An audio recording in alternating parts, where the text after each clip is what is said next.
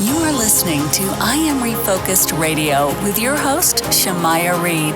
This show is designed to inspire you to live your purpose and regain your focus. And now, here's your host, Shamaya Reed. Hey, welcome to I Am Refocused Radio, man. We are here once again today. We have another show lined up for y'all. We're going to have a special guest today. And man, we're going to learn all about being a thoughtful leader and why you should care about that and why it's important. We're going to talk to Nicky Billou. He has an amazing website that we'll discuss later in the show, ecircleacademy.com.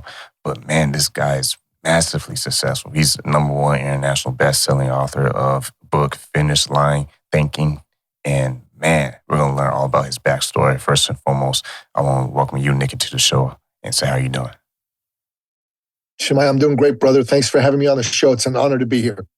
Man, thank you for taking the time. So today's subject, man, a thoughtful leader and why we should care.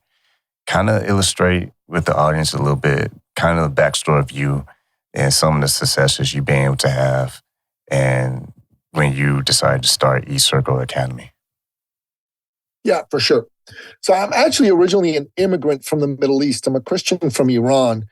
And when I was a young boy, just 11 years old, the Islamic Revolution happened in Iran.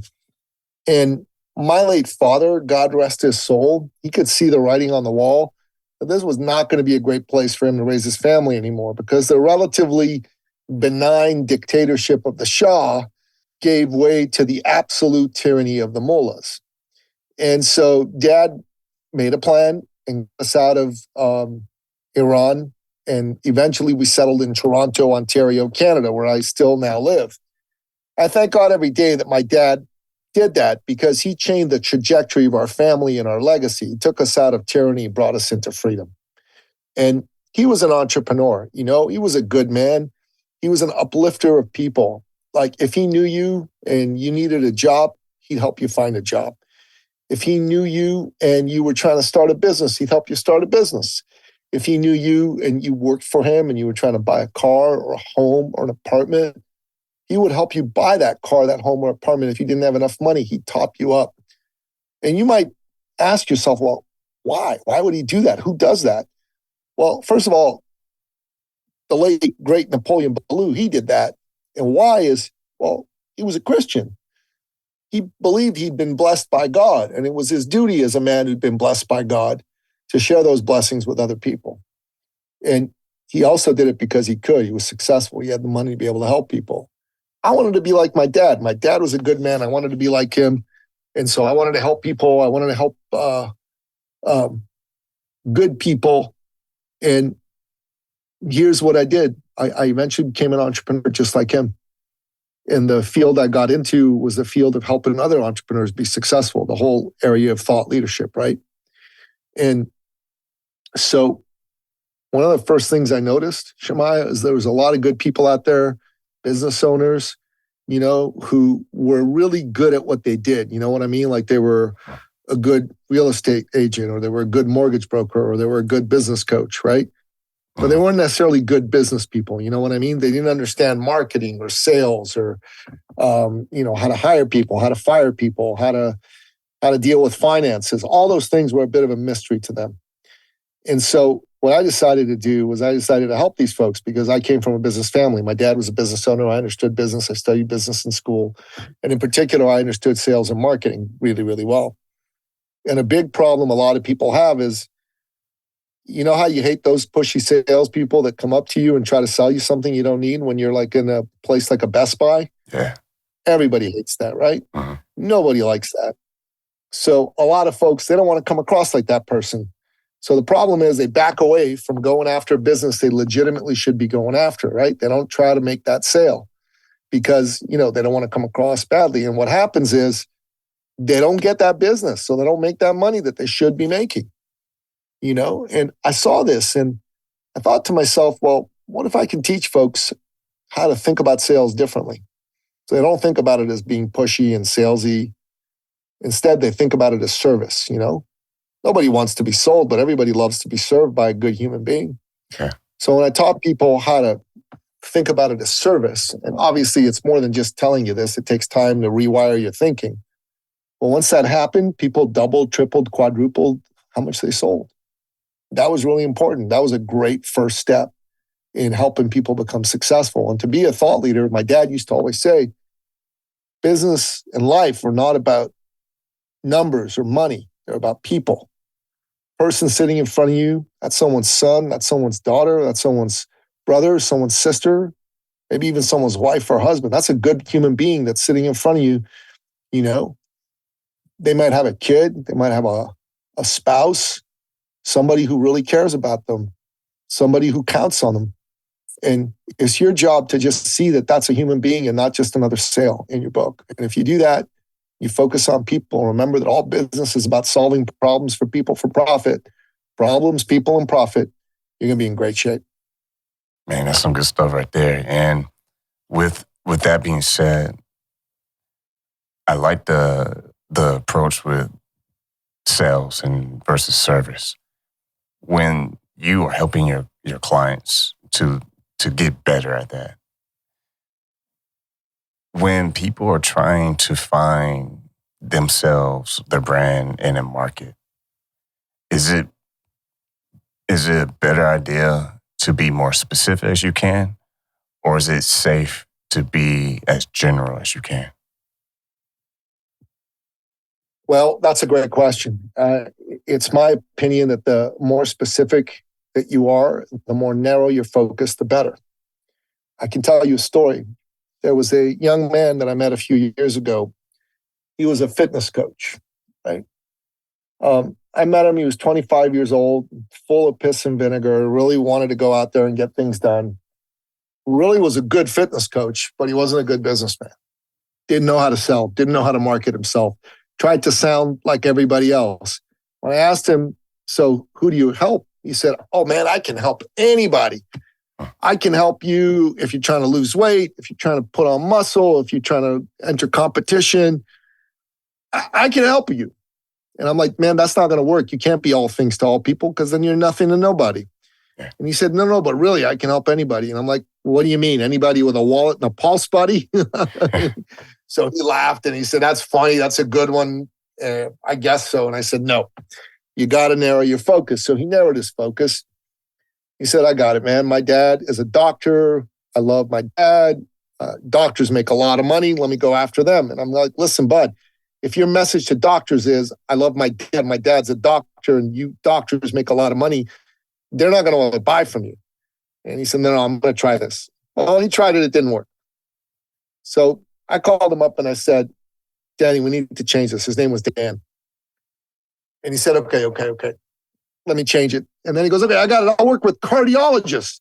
Man, they make more money than regular doctors. And I'm like, oh my God, buddy, you're not getting it. It didn't work. Then all of a sudden, just through luck, through serendipity, he meets a guy who was a Paralympic athlete, had a missing leg since childhood. And these two hit it off. They did great work together. And he helped this guy get really fit, enter a competition, and win some medals. That was a big deal, right? Wow. Well, then he comes to me and he goes, okay, oh my God, Nicky, I get it, man. This was a big mistake. You know, I've been trying to go for the money. I should be just trying to help people. I really love working with this man. I want to work with people with missing limbs. I know how to help them. And I said, yeah, that's a much better idea. Go do that. So he went after folks with missing limbs in a short period of time, a very, very short period of time. He signed up 400 clients. He went from 7 clients to 400 in 6 weeks. Wow. And that's because he got very narrow and specific, but he wasn't going after the money. He was going after for a group he could help. Nobody else was trying to help people with missing limbs because they didn't think they could work out, but he knew better. And because he knew better, he was able to make it happen, brother. Once again, listen to Refocus Radio, talking to our guest today, Nicky Billou. You can go to his website, ecircleacademy.com. Today, we're talking all about thought leadership and why you should care. I mean, what you just said, that story was a perfect example of why people should care. But I'm going to let you kind of touch on that even more. Someone listening to this right now. Why should they care so much? Because what I'm hearing from that story too is him understanding the purpose of his brand and how powerful that becomes with his marketing. Because now he's marketing something that has a definition to it versus, oh, I'm just a fitness guy. You need help, I got you. It's more specific and has more meaning to his brand. Well said. Like, what is the difference between thought leadership and being just an expert? You know what I'm saying? Mm-hmm. Like, an expert is somebody who knows something, but experts are a dime a dozen, right? But a thought leader is someone who's known for knowing something, right? Yeah. Let's just put it to you this way. In the sport of basketball, right? Who would you rather start your team with? Jim Smith or LeBron James? Man, that's a good question. I'm going to say LeBron because... It's the right answer. LeBron's the man. He's the man you know to be the great basketball player of his era. Yeah. You could probably say over the last 20 years, he's been the best basketball player of the last 20 years. He's one of the GOATs. Would you agree with that? Oh, yeah, definitely. Right? He's one of the GOATs, right? He's right up there with Wilt Chamberlain. He's right up there with, Magic Johnson, right up there with Bill Russell, Larry Bird. He's that kind of talent, right? Exactly. If you're in business, you want to be the LeBron James of your space. You want people to know you as the go-to guy. Yeah. And that's the difference between thought leadership and expertise. Expertise is table stakes. Thought leadership is next level. And you want to be next level. You want everybody to know who you are and why they should do business with you. Does that make sense? Oh yeah, definitely. And I'm glad there's not like a famous Smith out there because at first I was like, wait, who is that? Of course I'm gonna pick LeBron, but yeah, it's also like what your point is. Someone who's known for that, and does it take time? This is what we're talking about. It's not something you can just do in 5 minutes and then everyone sees you as this greatness. So it takes time. This takes time, doesn't it? It takes time. Yeah. 100%. It takes time. And that requires some kind of level of commitment to the individual who is serious enough saying that they want to do something that's bigger than themselves. Because it goes back to what you talked about with your dad earlier in the show about how much he allowed himself to be available. Because today's world, everybody's quote unquote too busy, but they'll be watching Netflix within like 5 minutes. It's just about their priorities and what they are really choosing what or what not to do. But why should a person truly care about going into the process, even when they don't see results immediately? Why is it still important to care about staying within the process? Because if you don't care, you're going to lose. And if you do care, you're going to win. That's the bottom line, right?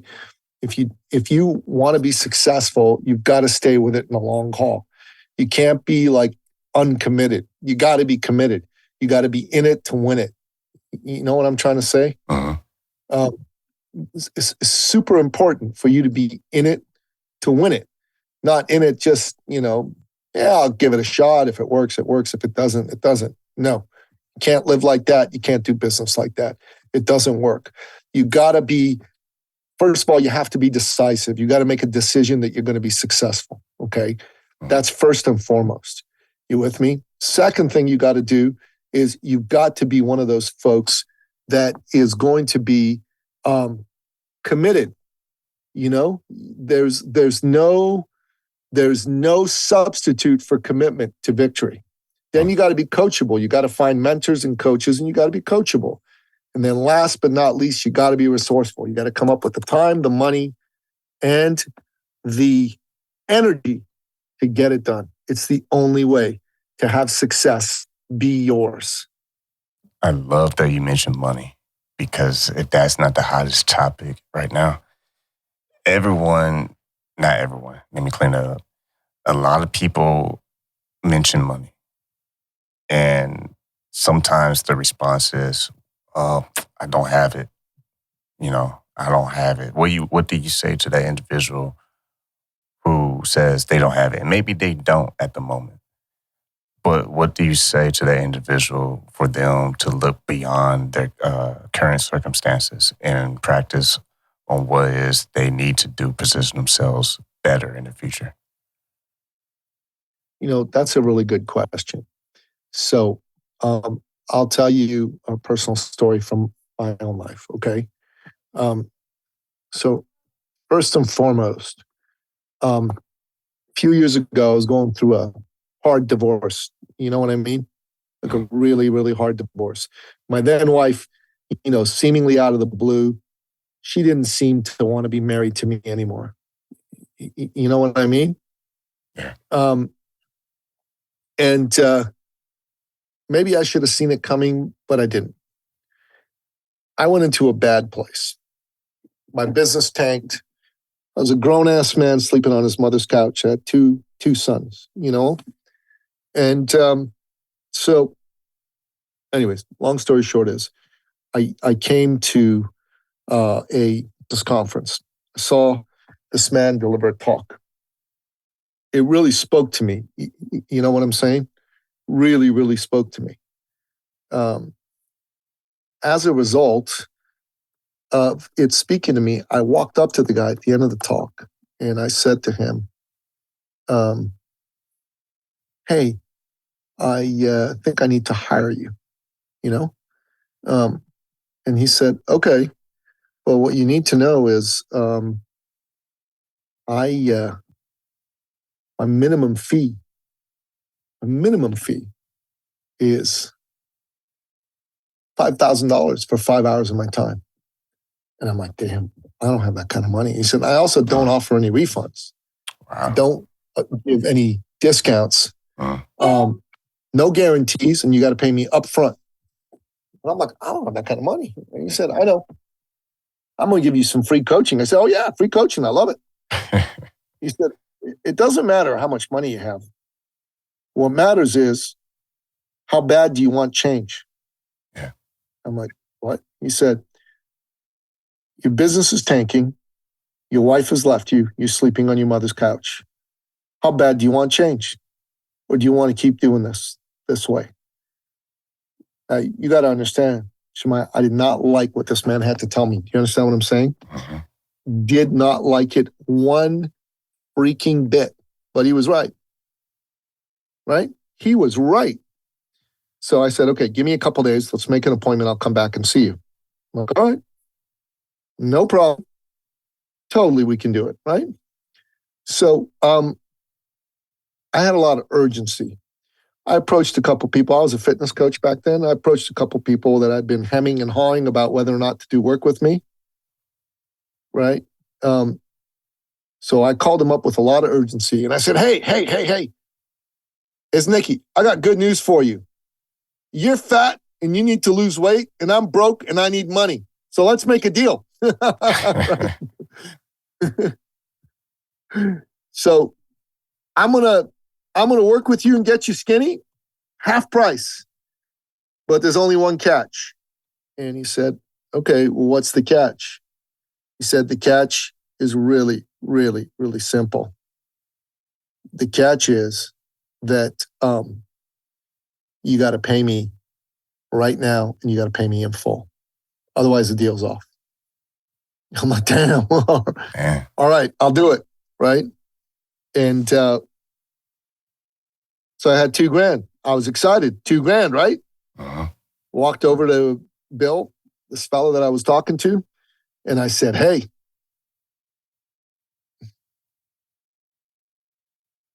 here's $2,000. He said, I said 5. And I said, oh my God. All right, listen, man, Bill, how many people over your career have you given the speech you gave me to? He said, oh, well, that's easy.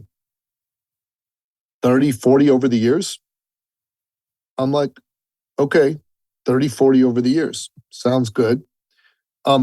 Besides me, who else came back with any money? And he said, "Oh, that's easy too. You're the first." I'm like, "I'm the first." And he said, "Yeah." So I said to him, "Okay, listen, take my money. And, what you got to do now is sign a contract with me, and I'll pay you the rest in 30, 60 days, whatever the case may be." So we did that. We worked together. Within 6 months, I made $100,000. Wow. And yeah, $100,000. That's right. Damn straight. And within 2 months, I paid him off in full. Wow. And that's the power of being resourceful. You with me? That's the power of being resourceful. You need to be resourceful. There is no other way to victory, right? You got to do it. There is no other way to victory. None. Zero. If you're resourceful, you're going to win. If you're not resourceful, you're going to lose. So you got to be decisive, committed, coachable, and resourceful. Does that make sense? Yeah. I have to ask this question. Was part of your success in those moments, was it you being confident, or was it you being desperate and gaining confidence over time? Well, brother, I don't use the word desperate to describe myself. Well, I mean, just for making it. I had a lot of adversity that I was dealing with. You with me? Yeah. And that adversity is what got me to a place where I was ready to act, right? And I knew that I needed a result, and I was ready to do whatever it took to get that result. Bottom line. That's it right there. Man. Yeah. Once again, listen to Refocus Radio, talking to Nicky Billou. You can go to his website, eCircleacademy.com. And while we still have you here, let's talk about eCircle Academy. Can you tell us a little bit about that website and how people can schedule a success call with your team? Well, look, all you got to do is go to that website. There's all kinds of free resources there. Take advantage of those resources. And if you want to have a real conversation about how to take your business from tragic to magic, go to ecircleacademy.com/appointment and book a call with me. That's success call is free. Okay. The only thing we ask that you do is, be somebody with a real business. Be a serious person. That's why we have a screening form at the beginning. As long as you fill out that screening form, we will absolutely work with you to help you figure out where you're at, where you want to get to, and why you're not there yet. Yeah. And that, my friend, is my offer to anybody who's here, who's got a business and wants to add 1 or 2 zeros to it. That's awesome. And you also have an ebook that people can get access to. Can you share with the audience a little bit about that ebook? Yeah, it's on the same website, ecircleacademy.com. And all you got to do is go to that website, and it'll say, download your free ebook. Click on it, and it's yours. Listen to Refocus Radio, talking to our guest for today, Nicky Billou. And today's topic is all about thought, leadership, and why you should care. Man, I hope you got a lot out of this. Great stories from you, Nicky. And thanks for not just sharing your expertise and your wisdom on the show, but really making it personal by sharing with the audience some of the adversities that you yourself had to overcome in order for you to really propel yourself to where you are today. Thank you, brother. Appreciate it.